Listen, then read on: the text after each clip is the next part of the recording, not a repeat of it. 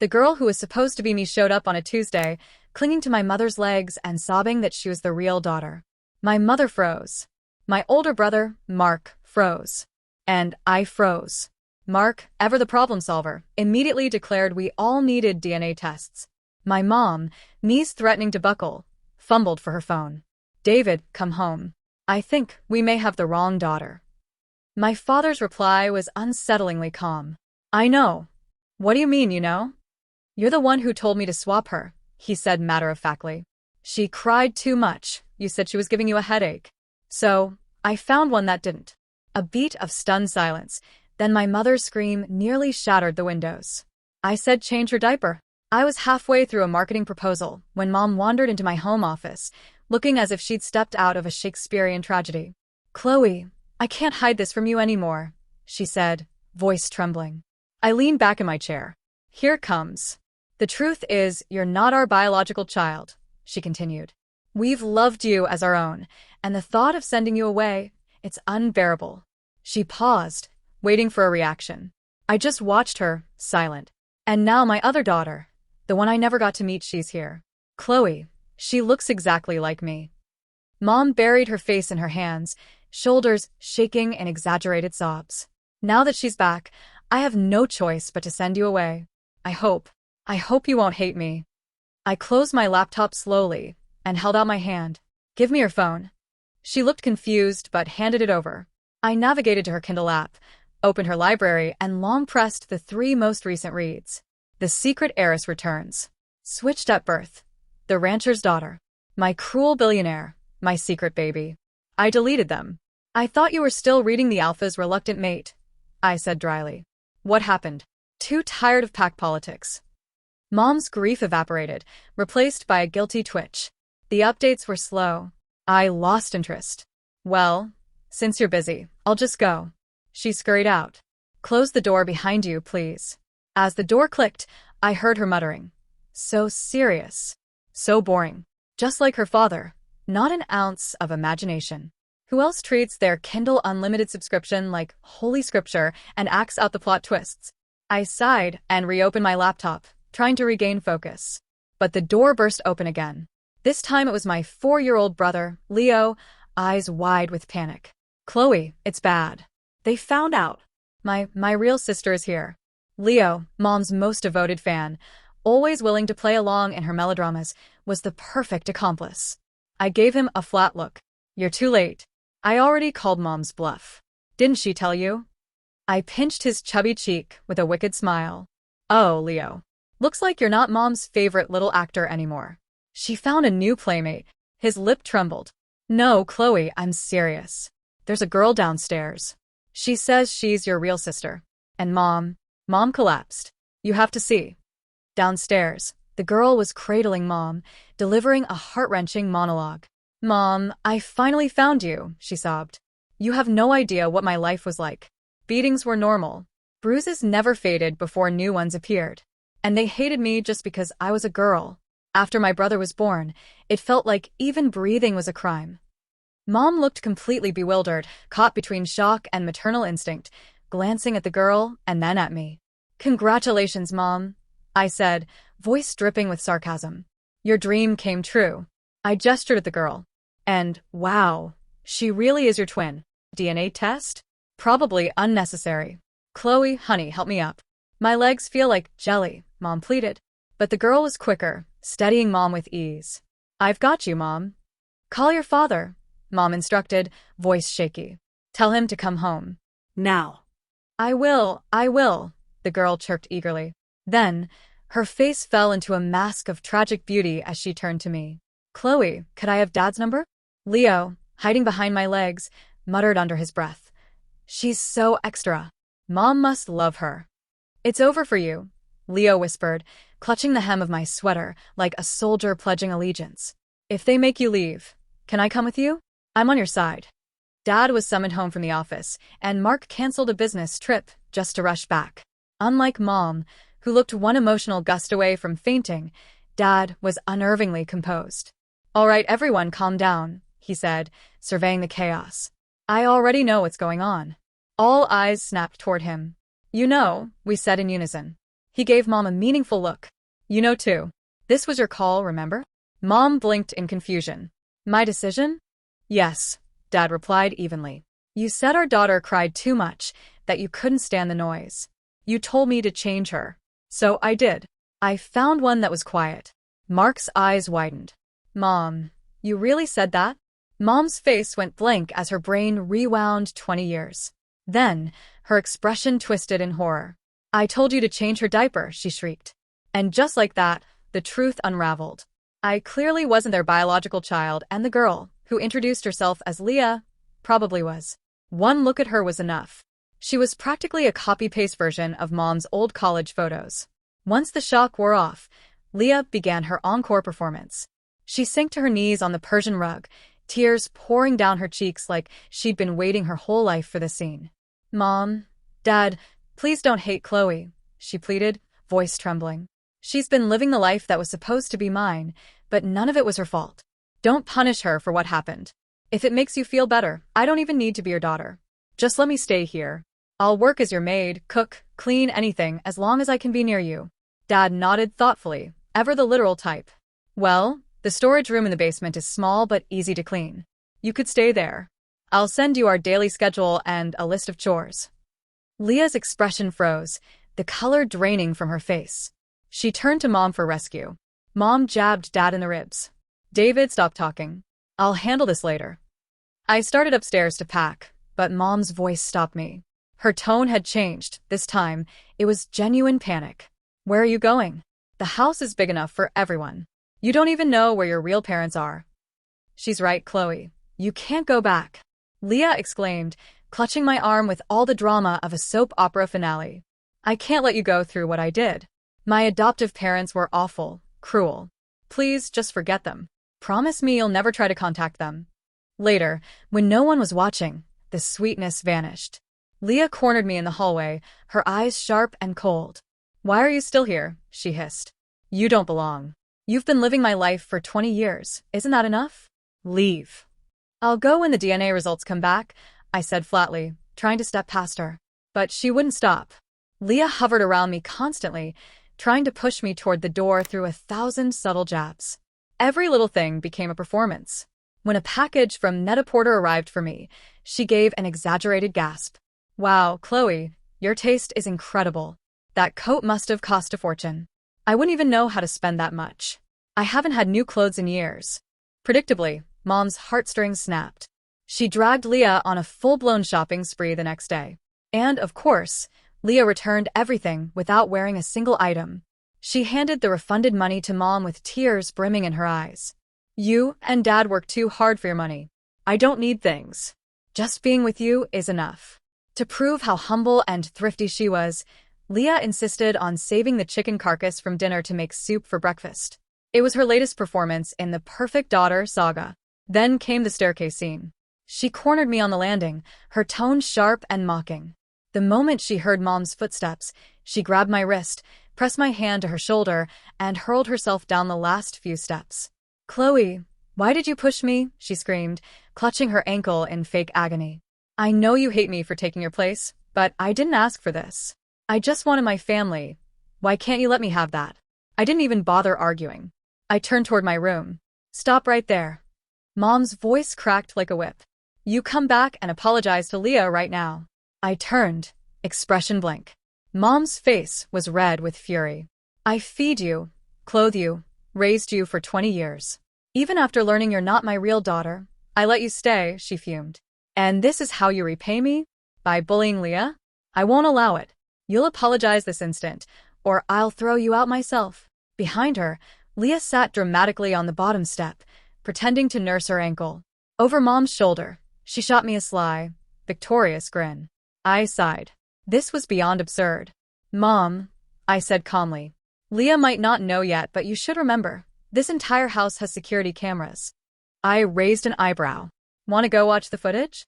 Mom froze, then smacked her forehead. Oh, right. I forgot. She turned to Leah, whose face had drained of color, and patted her shoulder. Don't worry, sweetheart. We'll just try something else next time. And maybe switch up the character?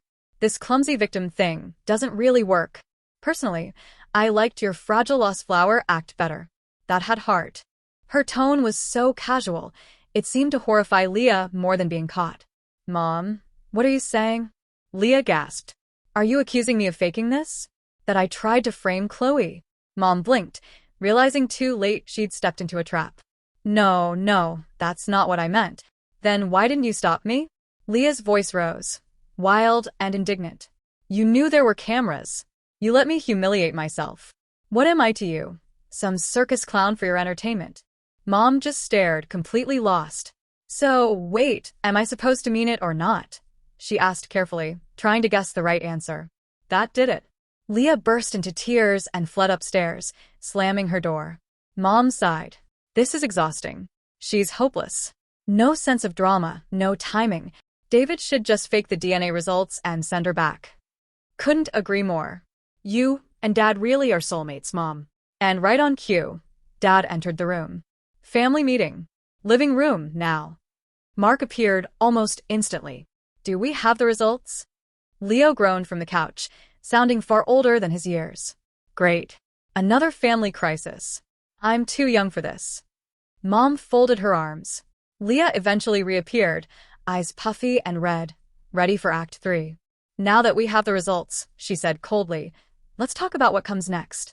Chloe's been living in my place for 20 years. She has properties, money, even an engagement, all because of me. I don't mind her staying here for now, but she should return what's rightfully mine. She turned toward Dad. And the Rhodes engagement? Surely that's off? Did you tell them yet? Are they transferring it to me? Hold on, Dad interrupted, holding up a manila envelope. You might want to read this first. Leah snatched it from his hand and tore it open. Her eyes raced across the paper, and the color drained from her face. This can't be right, she whispered, trembling. How can I not be your daughter? But I heard them. I overheard my adoptive parents. Leah screamed, voice raw and trembling. They switched the babies on purpose. They wanted their own child to have a better life.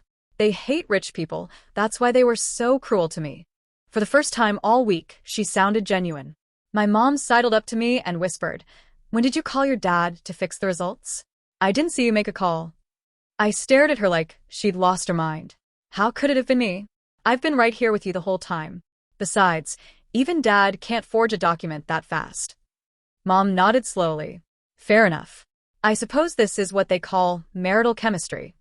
Leah's eyes blazed at me, wild with rage. Someone must have switched the hair samples. It was you, wasn't it?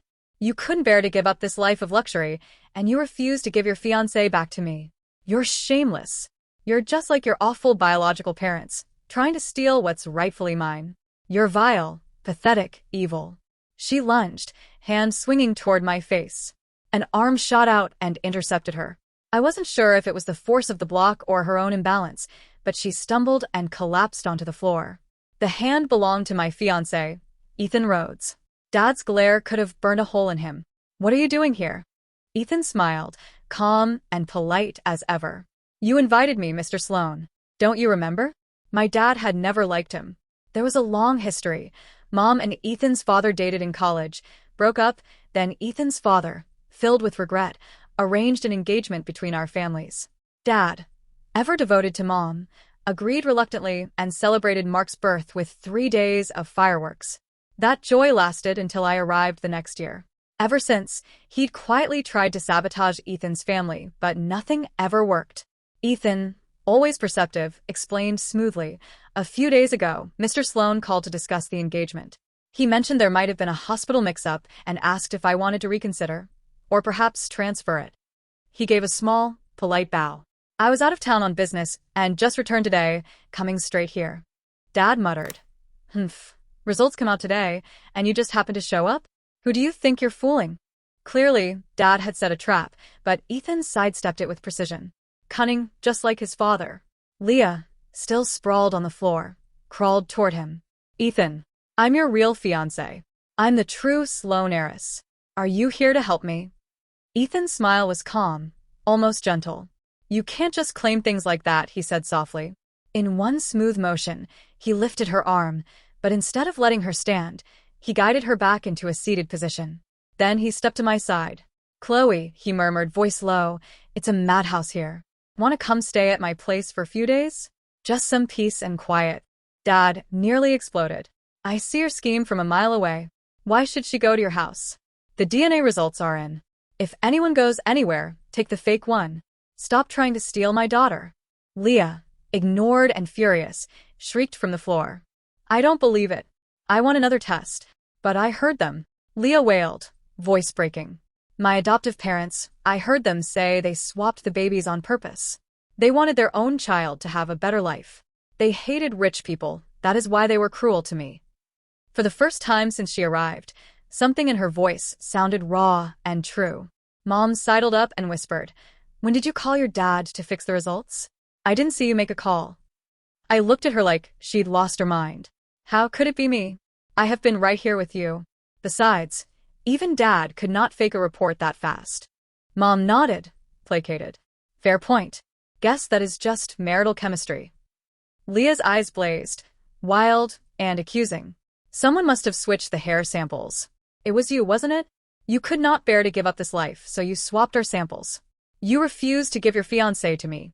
You are shameless, just like your awful biological parents, stealing what is not yours. You are disgusting, pathetic, evil. She lunged, her hand arcing toward my face. An arm intercepted her, and she stumbled, collapsing to the floor.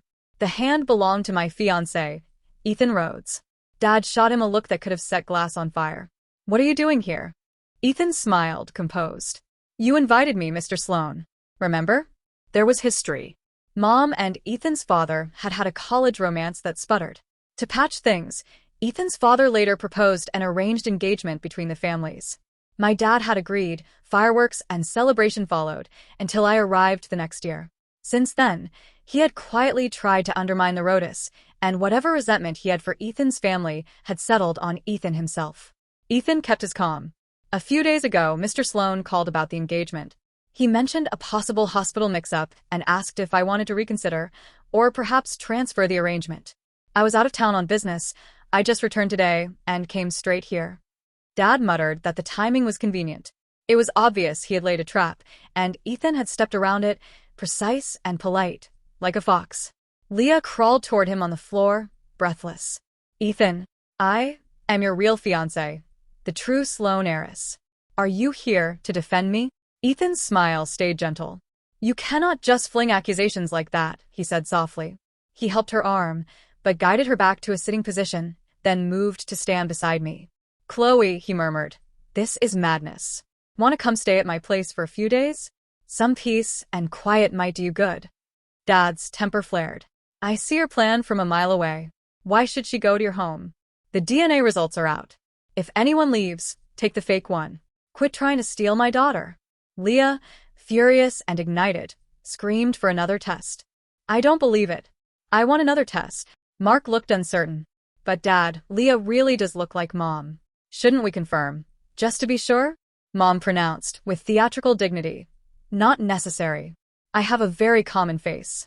People can resemble me. Dad, playing the part of the reluctant statesman, hedged. Well, one more test would not hurt. Back at square one, then. Dad cleared his throat and addressed Ethan in mock solemnness. All right, Rhodes. The identity of our daughter is uncertain, so you must decide. Is your engagement to the Sloan heiress, or specifically to Chloe? State your position. Ethan, predictably magnanimous, let the moment hang, then turned his concern outward. Chloe, your father shows no sentimental loyalty. The minute you might not be biologically his, he would cast you aside. He is thinking practically, not compassionately. I cannot be that pragmatic. I only care about you and your mother. I worry the stress will overwhelm you. Mom softened at his words. Ethan, you are such a sweet boy. She brushed Dad off when he reached for her arm. Get away and stop with your petty games. How many times must I tell you, your rivalry with Ethan's father is imagined. We were only friends. You would sabotage our daughter for your insecurities? What kind of father behaves like that? Ethan feigned wounded humility. It's my fault, I suppose.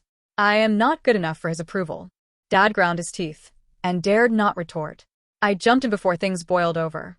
Mom, the priority is another DNA test. Ethan, that is enough. Are you serving tea now? We have not even had dinner. But Dad cut across us, confidently declaring, no need to run anywhere. I am certain Chloe is our daughter. He shot Ethan an accusing glare. You little punk, you did not fall for my trap. Ethan dropped his voice in mock contrition, which only deepened Dad's scowl. Mom was livid. So this was all a joke? You never really switched babies? Who would hear change the diaper and think swap our child? Her tone dripped contempt. Leah's sobs pitched higher, desperate. No, that cannot be. I am your child. How can you not see me?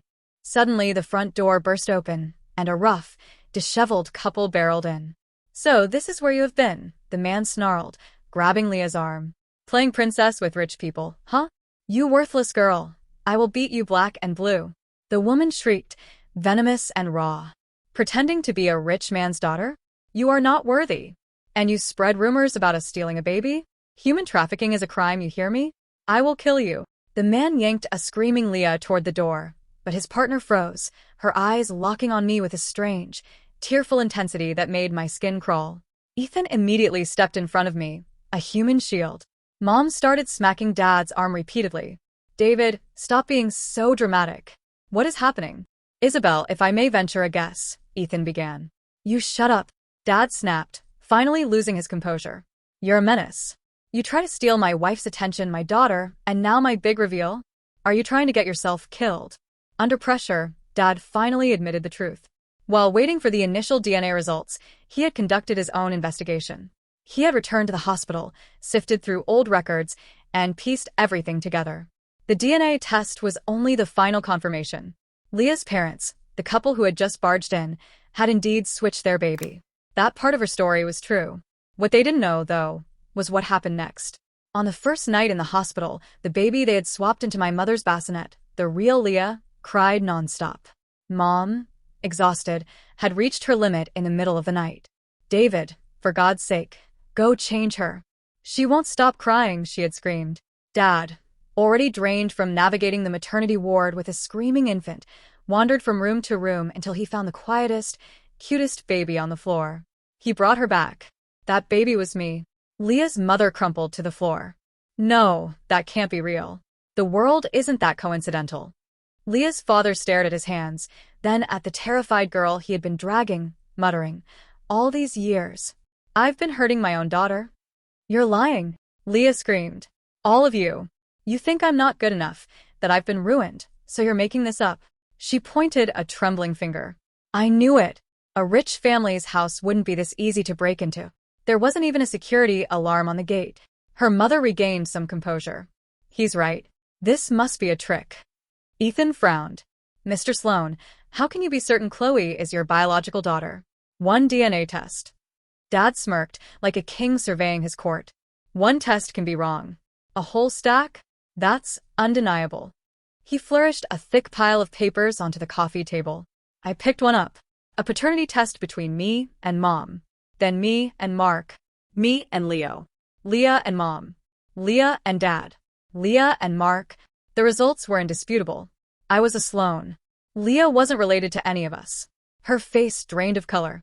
Then she fainted. Once the chaos settled, Dad called the police. During his investigation, he discovered that Leah's parents were involved in a human trafficking ring. After their successful baby swap, they had tried to turn it into a business. And the reason Leah looked so much like Mom? Cosmetic procedures. According to her own later confession, she had aimed for a 40% resemblance, believing a simple blood connection wouldn't be enough to overcome 20 years of family history. She wanted to stack the deck in her favor. Unfortunately for her, she had run into my father, a man who never, ever plays by the rules. After Leah's parents were hauled off, Leah kept showing up everywhere, or more precisely, she kept showing up near Ethan. Ethan, I am so sorry, she'd purred, voice soaked in contrition. I had no idea my parents were like that. I never meant to hurt Chloe. I didn't know. Can you forgive me? Ethan barely glanced at her, instead leaning toward me with a theatrical sigh. Is she serious? Why is she apologizing to me?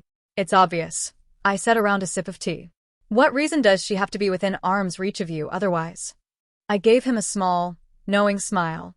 He raised his hands in mock defense. Don't look at me like that. This has nothing to do with me. Don't pin your anger on me. I pointed out the obvious. Members only club, remember? Entry-level membership costs $100,000. If she's here, someone brought her in. He scowled. Someone's pulling strings for her. Someone who tracks my schedule like it's printed on a bus timetable. He shifted into that wounded, offended tone he does so well. I'll never understand why your father hates me. Collaborating with a woman who tried to ruin your life? That's low. There it was, the perfectly brewed cup of passive aggression.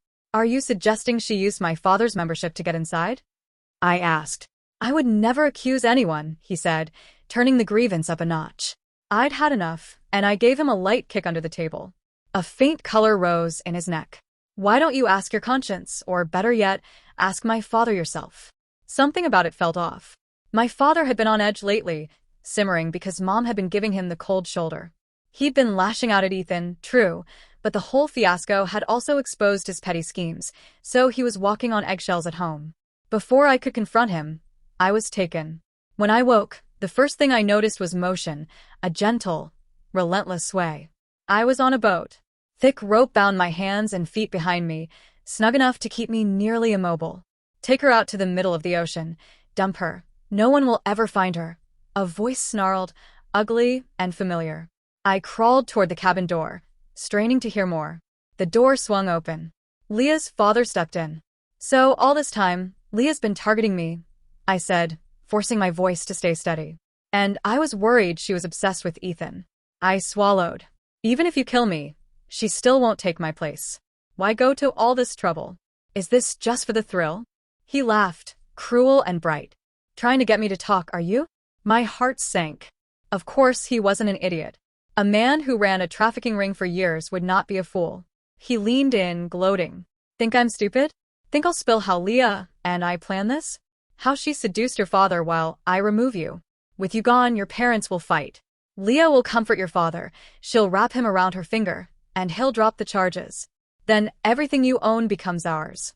My original plan will finally pay off. Leah's mother appeared at the cabin door, her face a mask of cold fury.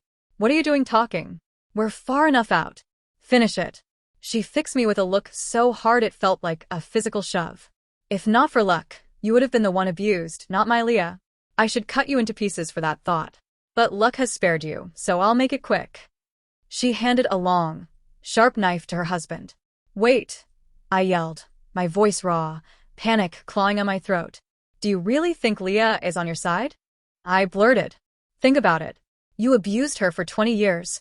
She hates you. She's helping you kidnap me so you'll be blamed for murder. Then she can get rid of you for good. I strained against the ropes, trying to look bigger, more confident. See this brooch on my shirt? It's a camera, streaming to the cloud. The second you get back to shore, your precious daughter will be waiting with the police. I fixed him with a look. My dad's an old man, he's not her target. But if I die, and she helps my parents catch the killers, imagine how grateful they'd be. They might adopt her. She'd take my place, marry Ethan Rhodes, and live happily ever after. My voice climbed with frantic conviction. And you too? You're just the trash she tossed aside to climb higher. Don't listen to her lies. Leah would never do that, the woman shrieked. Old man, kill her now. She's... You, be quiet. I snapped, my voice cracking, adrenaline hot in my chest. Don't think I don't see your plan. In this room, he's the only one with nowhere to hide. The police are already onto your trafficking ring, but if you make him commit murder, he's finished for good. You want him gone so you and Leah can enjoy the spoils. The man's eyes flickered toward his wife, doubt creasing his face. Think about it. I pressed on, breathless. If that wasn't her plan, why is she so insistent it must be you? Why won't she do it herself?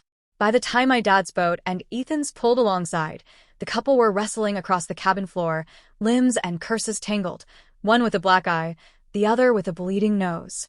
Ethan's hands shook as he untied me. You're okay, he kept whispering to me and to himself. Thank God. My legs trembled. I unclasped the cheap, gaudy necklace at my throat and held it tight. Lucky they thought it was junk. That's how you track me with the GPS. The necklace had been a ridiculous keepsake my dad bought for Mom when I was 5, after failing to get the real thing.